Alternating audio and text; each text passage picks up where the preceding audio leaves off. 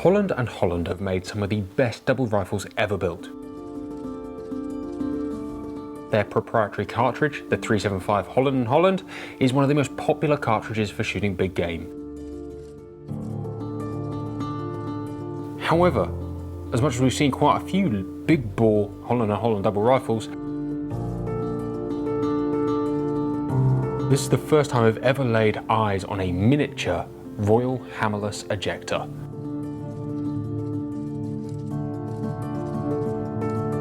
This is in 297-300 Rook. It is unbelievable.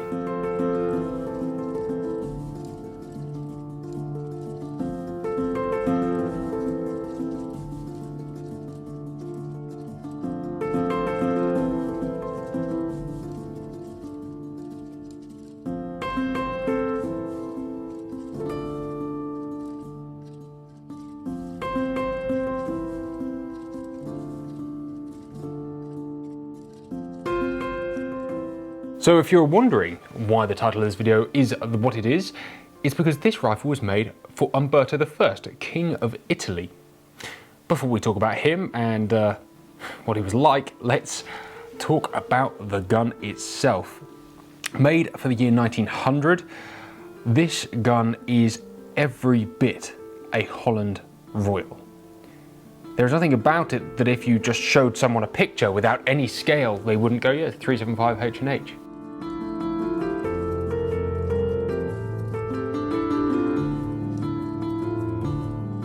At the back you have a silvers pad.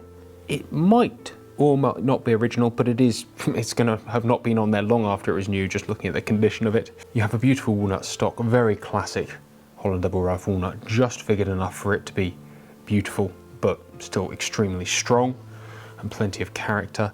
The finish is also original, a couple of marks in it, but it's 121 years old, so that's fair. This gun is actually in the Holt main sale 2021. You have a raised cheek piece on the side here and an oval that is unengraved, and we'll get to why that might be in a moment. You have a sling swivel on the back, beautiful checkering. I say it is exactly the same as a big bore rifle, even everything is just slightly scaled down, but also everything is just as fine. You have a grip cap, beautifully engraved, long trigger tang. The black is wearing off around the grip here, which is a little bit indicated that someone might actually have shot and used and enjoyed this in its early years. My favourite bit there, look at the safety tang, that top strap extended all the way down. Always loved the rifle. There's something about it that is just inherently yummy. It's beautifully laid in. I mean, you don't expect anything else from Holland, especially in 1900. That is such a fine rifle. The safety catch is scaled down. Even the movement of the safety catch is scaled down, obviously in line with the action. It's a double trigger, full Royal ejector. You have a slightly scaled down version of the Royal engraving, but it is still in the house style. Border work on it is just, where it's a little bit finer, it's just beautiful. In fact, the proportions of this gun, the slight rounding of the bar at the bottom there, it's just lovely. The barrel's a 26 inch, and as I said, it's chambered in 297-300 Rook, which is an interesting caliber. What this does mean is this gun is an obsolete caliber, means it is off ticket, so you could own it, and as long as you kept it vaguely secure, you do not have to actually put it on a license, providing you don't shoot it.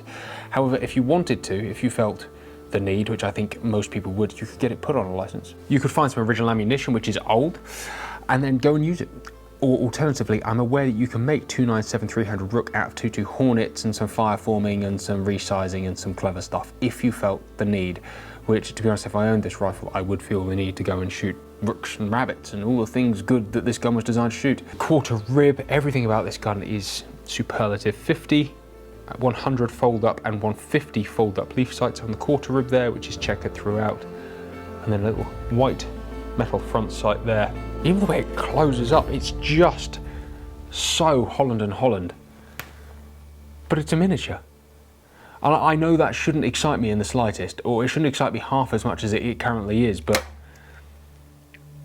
this is a double whammy. It's a gun with extreme beauty. Just look at the engraving around the fences, the size, the forend, that somehow retained all the lines. You can sometimes see it on scaled down guns. The shapes don't work, the sizes don't work, but this really does. Really does. The double whammy is not only that this gun is beautiful, but that it belonged to a king. King Umberto I of Italy. Actually, before we talk about Umberto, we're here at Holt's Auctioneers, and this is in their December 2021 sale. I just want to talk about how rare an opportunity this is. Firstly, the gun is immensely rare, but it's not that we don't see some rare stuff when we come here anyway. But this is rare and in unbelievable condition. The colour hardening is as new, the bores are extremely tidy. I think it's a black powder gun from 120 odd years ago. That is mind-blowingly rare.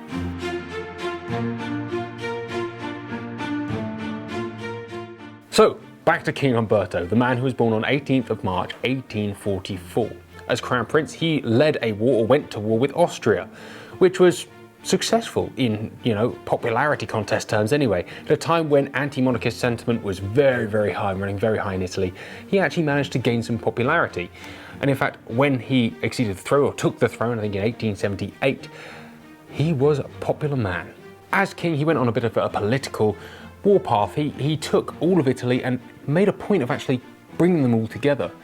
He even then led Italy into the Triple Alliance with Austria-Hungary and Germany, and we all know how that ended. He led the country from strength to strength in terms of leading and expanding their empire and leading and expanding their country as a bigger player than they were. However, unfortunately, through the 1890s, Umberto didn't do quite so well. He wasn't quite so successful. He lost some battles abroad, he lost friends at home. There was an increasing socialist movement, certainly through the late 1890s, and in 1898, due to pressures from socialists and other parties and political influences, he declared martial law, which didn't go down too well. Eventually there was a riot in Milan, and a general decided to open fire with rifles and artillery on unarmed civilians because they didn't have any bread, which didn't go down well at all. And in 1900, Umberto got shot by a young American Italian, got shot 4 times, and he died because he didn't let his people eat.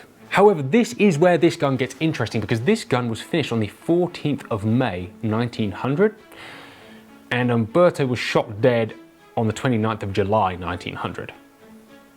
So the chances are it was delivered, the chances are he might have pulled the trigger on it. However, with increasing political unrest, the chance of him going around, swanning around and shooting his rifle at anything other than starving peasants was minimal. And that is why I presume he didn't have his crest or his monogram or any sort of implementation on the bottom there. Anyway, we all know what happened to Italy. In fact, in that young socialist party that he was so worried about was a young Benito Mussolini. And there you go. That was a short history of Umberto, his life, his death, and how this sort of gun represents a very interesting time. Well, a very interesting time. Imagine placing an order for a double rifle when it's quite clear that you're not doing a job. You just placed your country into martial law. You've probably just had a general come in and said, "Sorry, mate, I accidentally just shelled some peasants." We should stop referring to peasants. We've just shelled some regular people who wanted some bread. Yeah, I tell you what, I'm going to order myself a Holland double rifle. It's a fascinating point in history, and it's a real sort of indicator of some Italian history. I absolutely love it. There is one other interesting fact, is this gun has at some point lived in America. You've got the American import thing here, and for those who've never imported to America or want to know about importing to America, this is the sort of marks you'll get. So when a gun comes in, they do have to be marked. However, it can be done, tastes very tastily under the forend. This one was brought in by Inter4 USA Group, Houston, Texas. I've said this about it, I always desperately love guns. This particular one is just the finest possible quality. And when people talk about why I love English guns, this is why. This is pure gun making from 120 years ago. This is the sort of talent that just blows my mind. To be able to create something like this, perfectly scaled down. No CAD, no CAM, no computers, just craftsmanship. And it could be yours for £12,000 to £16,000 in the Holt's December 2021 sale. This is a beautiful thing that deserves to go to a collector, but the sort of collector who isn't going to lock it away, the sort of collector who is going to have a few shots through it and love it and appreciate its history and appreciate what it represents. A pretty dark time in Italy's past for sure, but history isn't worth forgetting. History is really genuinely an important, a fascinating thing, and it's markers like this that you can actually buy, own and use that to me are so special. Guys, thank you very much for watching. Take care, goodbye, and we'll see you next time.